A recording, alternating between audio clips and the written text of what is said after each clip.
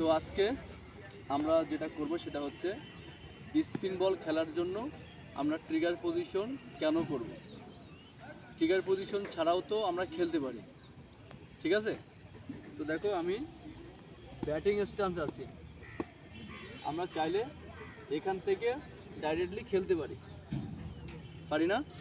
খেলতে পারি। আমরা চাইলে এখান থেকে ব্যাকলিপ করলাম, ব্যাকলিপ করে সরাসরি খেলতে পারি, কোনো অসুবিধা নেই। তুমি যদি এখান থেকে বল সিলেকশন করে খেলতে পারো, নো প্রবলেম। তুমি যদি ব্যাকলিপ করার পরে বল সিলেকশন করে খেলতে পারো, এটাতেও কোনো সমস্যা নেই। কিন্তু ক্রিকেটটা আগের তুলনায় এখন অনেক পরিবর্তন হয়ে গেছে, আপডেট ক্রিকেট হয়ে গেছে এবং আধুনিক ক্রিকেট প্রশিক্ষণের সাথে তোমাদেরকে তাল মিলাই নিতে হবে। আমরা এখান থেকে কিছু এক্সট্রা সুবিধা নিতে হবে, আমাদের টেকনিকটা আমাদের কি আগে একটু আগাইতে হবে, টেকনিকটা আরও ভালো করতে হবে। তাহলে আমাদের কি করতে হবে? আমরা চাইলে যেমন ব্যাটিং স্ট্যান্স থেকে সরাসরি খেলতে পারি, আমরা চাইলে ব্যাকলিপ থেকে সরাসরি খেলতে পারি। আমরা এখানে একটা এক্সট্রা সুবিধা আমরা নিতে যাচ্ছি, সেটা কি? সেটা হচ্ছে যে আমরা ব্যাকলিপ, এই যে ব্যাটিং স্ট্যান্স করছি, ব্যাকলিপ করলাম, এরপরে আমরা ট্রিগার পজিশন করতেছি। স্পিন বল খেলার জন্য ট্রিগার পজিশন করতেছি। তুমি এই সামনে আসো, এদিকে আসো, এখানে সামনে থাকো। ট্রিগার পজিশন করতেছি, তাই না? এখন আমি এটা খুব সুন্দর করে তোমাদেরকে বুঝাই দিই। দেখো আমি ব্যাটিং স্ট্যান্স আছি, আমার হেড অ্যান্ড শোল্ডার কোথায়, উপরে নাকি নিচে? উপরে। এখান থেকে আমার এই যে বলটা, এটা আমি বল থেকে উপরে নাকি বলের কাছে আছি? আমার হেড অ্যান্ড শোল্ডার বলের উপরে আছে এবং দূরে আছে, এই বলটা দূরে আছে। আর আমি যদি ব্যাক ক্লিপ করি, এখান থেকে হেড অ্যান্ড শোল্ডার বল থেকে উপরে এবং দূরে, উপরে এবং এটাও উপরে এবং দূরে, তারা। এখন আমি এক্সট্রা যে সুবিধাটা নিতে যাচ্ছি, যে টেকনিকটা আমি ইউজ করতে চাচ্ছি, সেটা হচ্ছে ট্রিগার পজিশনে আমার সুবিধাটা কী পাবো। আমি তো চাইলে এখান থেকে খেলতে পারি, চাইলে এখান থেকে খেলতে পারি, কিন্তু আমি ট্রিগার পজিশন করলে আমার উপকার কী হবে? উপকার হইলে তো নেব, উপকার না হইলে কেন নেব, তাই না? এখন দেখো এখান থেকে আমি যখন ব্যাকলিপ শেষ, ট্রিগার পজিশন করতেছি, এখন বলো বল আমার থেকে বেশি দূরে নাকি কাছাকাছি? আমি বলের কাছাকাছি, বলের নিকটে আছি। এখন এটা নিকটে নাকি এটা নিকটে? এটা সহজে খেলতে পারবো নাকি এখান থেকে সহজে খেলতে পারবো? এখান থেকে সহজে খেলতে পারবো, কারণ এখান থেকে সহজে খেলতে পারবো কারণ কি, এভাবে যদি আমি অভ্যাস করতে পারি। কিন্তু এটা কিন্তু আমার থেকে দূরে, আর আমি এখানে যখন আসি, তাহলে এটা আমি আরও সহজে খেলতে পারবো, আরও বেশি সহজ হবে। এটা এখান থেকে উঠাইতে যে সুবিধা, এখান থেকে উঠাইতে সুবিধা। বলো এখান থেকে পানিয়ে গেলাম আর এখান থেকে গেলাম, কাছে হয়েছে কোনটা? এটা। তাহলে আমি এটার সুবিধাটা পাচ্ছি যে আমি যদি এটা সঠিক করতে পারি, এখানে অনেকগুলো সুবিধা আমি নিতে পারবো। তবে এখানে যেটা আমরা করতে হবে আমাদের, এটা জানি আমরা সঠিকভাবে করতে পারি। সঠিকভাবে কীভাবে? সঠিকভাবে হলো এই যে আমরা এখানে যেই ট্রিগার পজিশনে ব্যালেন্সটা করতেছি, আমাদের এই যে মাথা, হেড অ্যান্ড শোল্ডার, এটা জানি সামনের পায়ের উপরে থাকে। সামনের পায়ের কি উপরে থাকে, এই পায়ের উপরে না। এই পায়ের উপরে যদি থাকতো তাহলে আমার এভাবে থাকার সমস্যা ছিল না, ঠিক আছে? যদি আমার হেড অ্যান্ড শোল্ডার এই পায়ের উপরে রাখি, তাহলে আমাদের এই ট্রিগার পজিশন করে কোনো লাভ নেই, ঠিক আছে? তাহলে আমার এখান থেকে খেলাই সঠিক ছিল। এখানে যা এখানে একইটাই, সেই তো হেড অ্যান্ড শোল্ডার উপরে। তবে আমি যখন ট্রিগার পজিশন করব, তখন আমার হেড অ্যান্ড শোল্ডার জানি সামনের পায়ের উপরে থাকে। স্পিন বল খেলার সময় এটা সামনের পায়ের উপরে থাকে। তাহলে কি, আমি কাছের বলগুলো খুব সহজে খেলতে পারবো এবং দূরের বলগুলো ফিরে আসতে পারবো, পুল মারতে পারবো, এখান থেকে কাট মারতে পারবো, এখান থেকে লেগ গ্লান্স, ফিরে এসে পাঞ্চ, এগুলো করতে পারবো। তবে কি এইখানের ব্যালেন্সটা জানি আমার পারফেক্ট থাকে। এখানে যে ট্রিগার পজিশনের ব্যালেন্স আমরা সামনের পায়ের উপরে নিয়েছি, এটা জানি আমরা বড় করে না নিই। বড় করে নিলাম মানে কি, ওয়েটটা ছেড়ে দিলাম, সম্পূর্ণ ওয়েট কি সামনের পায়ের উপর ছেড়ে দিলাম। এখন আমি পিছনে ফিরে আসতে কষ্ট হয়ে যাবে আমার।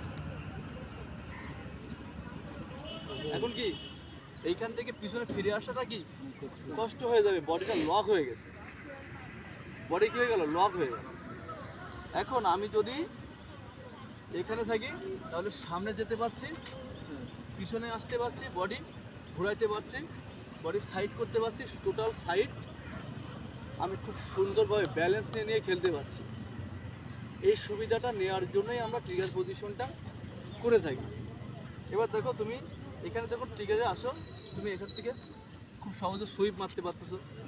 এখানে তুমি আসো, বল খুব সহজে স্লগ সুইপ মারতে পারছো, ঠিক আছে। এখান থেকে খুব সহজে এই যে এখানে এক, এখান থেকে এদিকে এক, এখানে ডিফেন্স, এখানে tap, good leg glance, short ball, এখান থেকে কাট, দেখছো না? এই সুবিধাগুলো তুমি নিতে পারবা যদি তোমার এই ট্রিগার পজিশনটা সঠিক থাকে।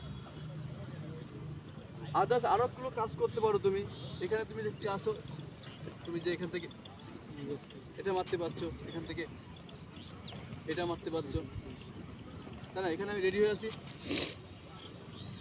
তো অনেকগুলো কাজ তুমি এখান থেকে করতে পারবা।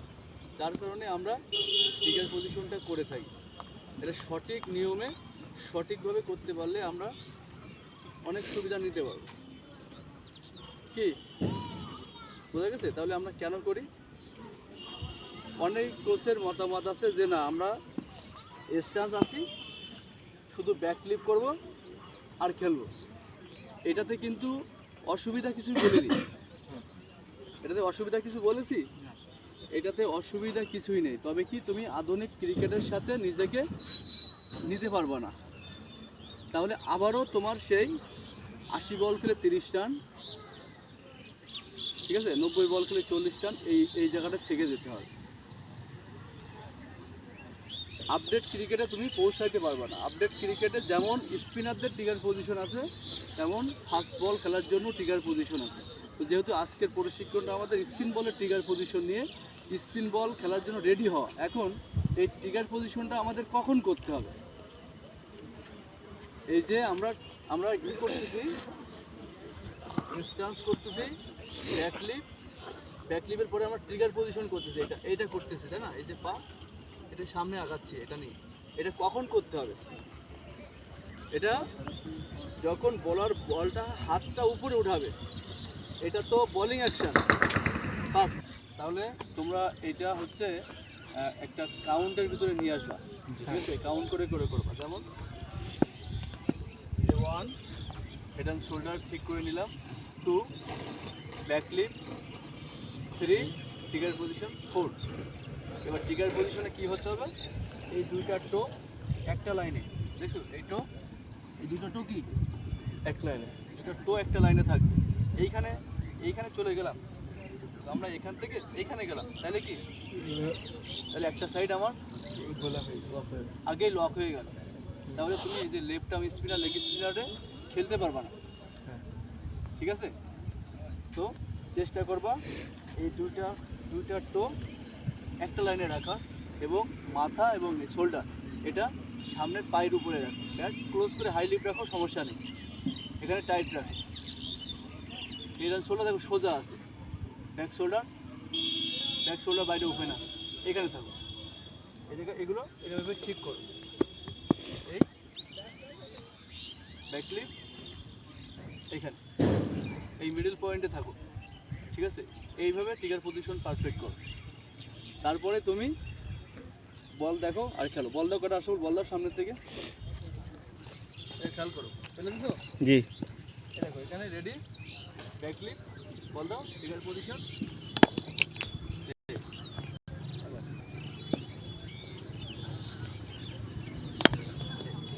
এবার আসো এখানে কাছে। এবার আমরা ট্রিগার পজিশনটা কখন করব?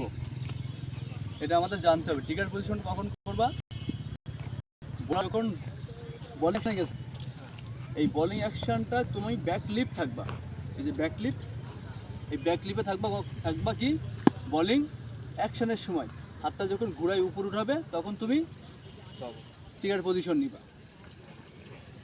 কথা বুঝতে পারলে? এই বলিং অ্যাকশনের সময় কি থাকবে, ব্যাক লিপ, এই হচ্ছে ব্যাক লিপ। আর যখন হাতটা ঘুরায় লাস্ট উপরে উঠাবে সারার সময় তখন আমাদের ট্রিগার পজিশনটা কী হবে, ওপেন থাকবে। আমরা এখান থেকে দেখে নেব বল leg spinner, off spin, googly কী আছে এটা কি আমরা এখান থেকে দেখে নেব। এরপরে উইকেটে পড়বে, বল সিলেকশন করবো আর খেলবো। কি বোঝা গেছে? এইভাবে করলে খুব সহজে স্পিন সহজে খেলতে পারবা। ওকে, ঠিক আছে, থ্যাংক ইউ।